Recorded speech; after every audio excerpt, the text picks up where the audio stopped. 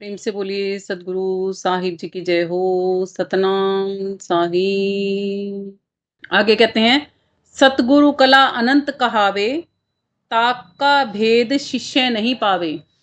शिष्य कैसे ही भेद पालेगा गुरु का, क्योंकि गुरु के तो हर एक शब्दों में भी राज होते हैं, और जितनी बार उन शब्दों को लगातार बार बार बार बार सुनते जाओगे ना, हर बार आप उसकी गहराई में जाते जाओगे। जैसे संतों की कोई भी वाणी ले लो आप, एक वाणी, कोई भी एक वाणी पकड़ लो, हर रोज उस एक वाणी को बोलना शुरू कर दो, डेली।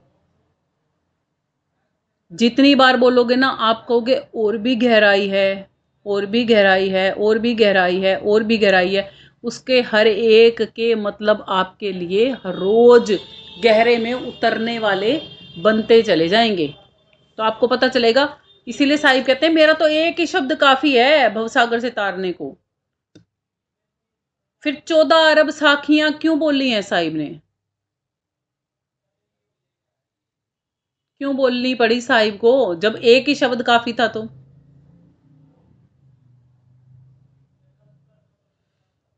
समझे ना क्या मतलब है, कि कोई एक शब्द भी अगर चोट लग जाएगी ना अंदर में कि नहीं मुझे तो, जैसे सपोज करो कि किसी ने आपको ये बोल दिया कि तेरी कल ही मृत्यु होगी सुबह 12 बजे, वो बंदा रात को सो जाएगा? उसके तो खटका लग जाएगा, सुई का नहीं ये ध्यान रहेगा, 12 तो नहीं बज गए, 12 तो नहीं बज गए, रहेगा क्या नहीं रहेगा?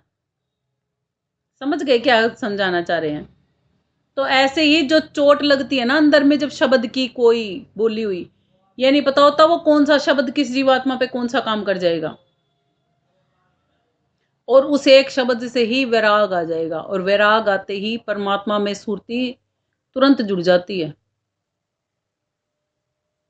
क्यों नहीं हमें ये हर पल याद रहता कि मौत परम सत्य है, और वो हर घड़ी हमारे निकट आती जा रही है? याद रहता है?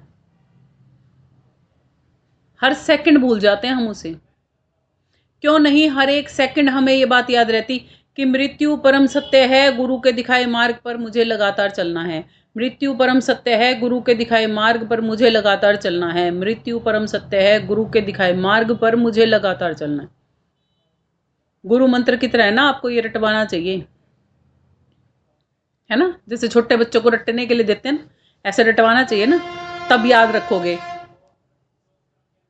स्वतः याद रखना चाहिए, स्वतः याद रहना चाहिए। जैसे खाना याद रहता है ना, जैसे पीना याद रहता है, जैसे सोना याद रहता है, हर चीज याद रहती है ना। यार दोस्तों से मिलना याद रहता है, फैमिली के सारे काम करना याद रहता है, पार्टियों में जाना याद रहता है। वो तो नहीं हम कुछ भी भूलते, एक परमात्मा के नाम को ही क्यों भूल जाते हैं? क्योंकि वो सबसे ज्यादा निकट है, सबसे ज्यादा, इतना निकट है जितना निकट आंखों में काजल है, इतना निकट है वो हमारे। इसीलिए भूल जाते हैं, क्योंकि शीशे में बार बार थोड़ा ना देखेंगे वो काजल फैल रहा है कि नहीं फैल रहा। कोई टोक देगा सामने से तेरा काजल फैल रहा है, तब देख लेंगे शीशे में जाके दोबारा से, है ना?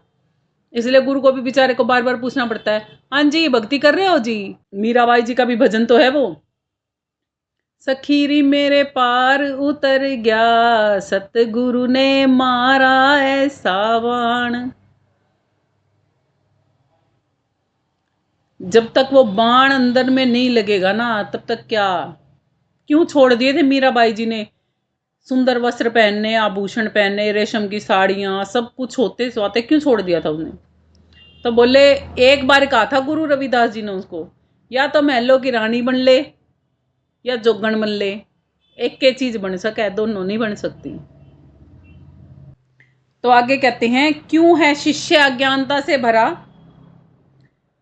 क्योंकि गुरु की अनंत महिमा को शिष्य चाह कर भी नहीं समझ सकता, जब तक कि वो पूर्ण रूप से परमात्मा में अलाइनमेंट नहीं हो जाता, तब तक नहीं समझ सकता।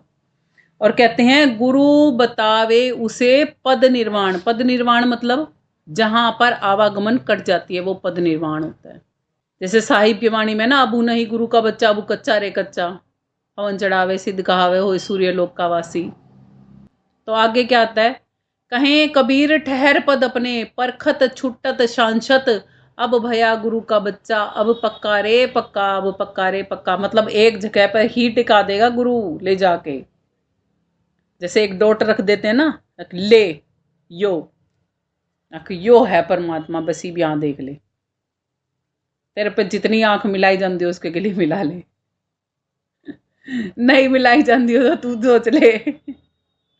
बच्चे खेलते हैं अक्सर खेल, क्या क्या खेलते हैं, आंखों में आंखें मिला के यूं देखेंगे किसकी पहले झपकेगी, जिसकी झपकेगी वो आउट। अब सोच लो परमात्मा के साथ आंखें मिलाने बिठा दिया आपको, उसकी तो झपके नहीं, तारी झपकेगी। फिर एक वो लेके बैठ जाओ ना, भला जी एक शर्त लगा के बैठूंगा मैं तो आपको देखने के लिए। जी क्या, जीतूं तो आप मेरे, मैं जीत गया तो आप मेरे, और हारू तो मैं आपका। यो शर्त लगा के बैठ जाओ बस, तो काम बना बनाया है। जब झपक गई तो आप उसके हो जाओगे, अन्ना झपकी तो वो आपका है। ये भी किसी भगत ने दिमाग लगाया था, बोले भगवान जी एक काम कर दो, बोला जीतू तो आप मेरे हो ही जाओगे भाई, जब दौड़ लग रही है दोनों में, तो जब मैं जीत गया तो आप मेरे हो ही, और जब मैं हार जू तो फिर मैं आपका हो जू। इसीलिए कहा है हारे ते हरी मिले और जीते मिले संसार। क्या मस्त हार दौड़ में पड़ना हमने। बस कुल मिला के कहने का भावार्थ यह है कि उसको देखते रहो। जैसे वो एक फिल्मी सॉन्ग और याद आ गया, तुझे ना देखूं तो चैन मुझे आता नहीं है, उस मालिक को देखे बिना चैन नहीं पड़ता मुझे तो, और एक मालिक के सिवा कोई और मुझे भाता भी नहीं है। अब मालिक से ही पूछ लो, मालिक कहीं तुझसे प्यार हुआ तो नहीं है? तेरे साथ आशिकी लड़ा ली अब तो मैंने, अब तो तू मुझे ले ही जा, अब तो सब छोड़ दिए, और नहीं छूटे हो तो तू छुड़वा ले, तन्ने जिसके गली लागदा हो कि भी इसके पाछे पड़ रही है या उसे ने खत्म कर दे ठाके। जब वो परमात्मा इस तरीके से हमारा हो जाए, जैसे हमारे घर के अपने, हमारे अपने कहते हैं ना हम इनको, मगर कहीं ना कहीं ये फिर भी बेगाने निकल जाते हैं। और परमात्मा एक बार ये अपना हो जाता है ना, वो बेगाना कभी नहीं करता, फिर कभी भी नहीं करता। आपकी चूक चाकरी माही हो सकती है, उस दयाल के देने में कोई कोतलाई कभी नहीं होती। आगे क्या कहते हैं, शिष्य नाता धर कोई आवे, कोई जीवात्मा अगर शिष्य बन के गुरु की शरणों में चली जाती है ना, तो क्या कहते हैं, सतगुरु उसे सत की राह दिखलावे। दुनियादारी छुड़वा के सतगुरु का एक काम होता है, उसको भक्ति में लगा दे, सत भक्ति सिखा दे, सत्य के पथ पर चलना सिखा दे। अब गुरु कौन होता है? गुरु सोई जाके चित्त में थीरा, जिसको थिर होना आता है। कैसे? तन थिर, मन थिर, सूरत थिर, नीरत थिर, जिसको थिर होना आता है। थिर मतलब बिल्कुल स्थिर, 1% भी हिले नहीं, सांस भी चल रही है कि नहीं वो भी ना पता चले, इतना स्थिर हो जाता है। और क्या है? सुरती सरोवर साजे हीरा, सुरती कहाँ चली जाए? मान सरोवर में चली जाए, और हीरे की तरह चमकती रहे। हीरा चमकता है ना, हीरा पड़ा बाजार में कीच रहा लिपटाए, निगुरे निगुरे लख गए सगुरे ने लिया उठाए। सगुरा कौन? जिसने गुरु पूरा धारण कर रखा है वो। केती चूक शिष्य की पड़ी, कितनी भी बार शिष्य गिरे, देखो पूरे गुरु का काम बता रखा है कितना सुंदर साहिब ने। शिष्य कितनी भी बार क्यों ना गिर जाए, जैसे छोटा बच्चा होता है ना, गुड़लिए चलता है ना, जब वो पैरे पैरे चलना सीखता है ना, हजारों हजार बार गिरता है, वो माँ उसकी बाजू कभी नहीं छोड़ती, नहीं छोड़ती ना। इसीलिए कहा जाता है पूत कपूत हो सकता है, माता कुमाता कभी नहीं हो सकती। एक बूढ़ी माँ थी, उसके पुत्र ने उसको तमाम उम्र दुख दिए थे, और मरने जब वो लगी ना, तब भी वो बोला माँ तेरा कलेजा चाहिए। उसने झट से निकाल के उसके हाथ में अपना कलेजा रख दिया, और फिर जब वो कलेजा लेके चला ना, तो उसके ठोकर लग गई, तो उस कलेजे में से भी आवाज आई, बेटा चोट तो नहीं लगी? ये होता है गुरु।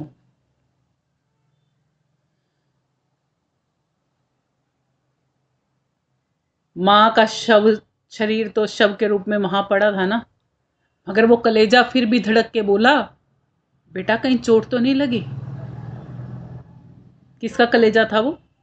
माँ का था एक, जिसने केवल हमार को शरीर से बनाया था। गुरु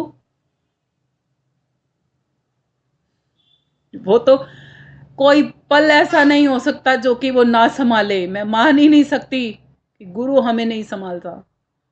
गुरु से तो जिस सेकंड हम जुड़ते हैं ना, उस सेकंड से लेकर और आखिरी श्वास तक यहाँ तो संभालता है ही है, और परलोक भी गुरु ही निभाता है। लानत उस गुरु पे आती है जो शिष्य नहीं तरे, तो शिष्य पे कोई लानत नहीं।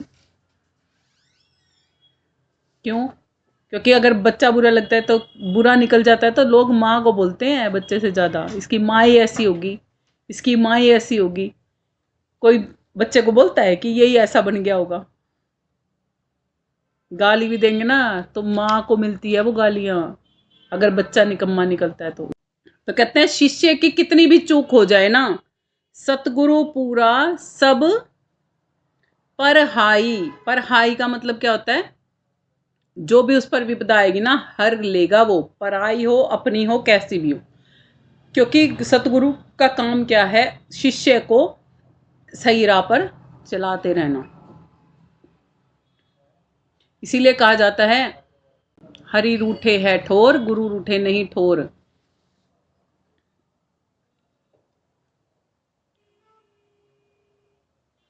और गुरु ही अगर उठ जाता है ना, फिर काम नहीं बन सकते जीवात्मा के।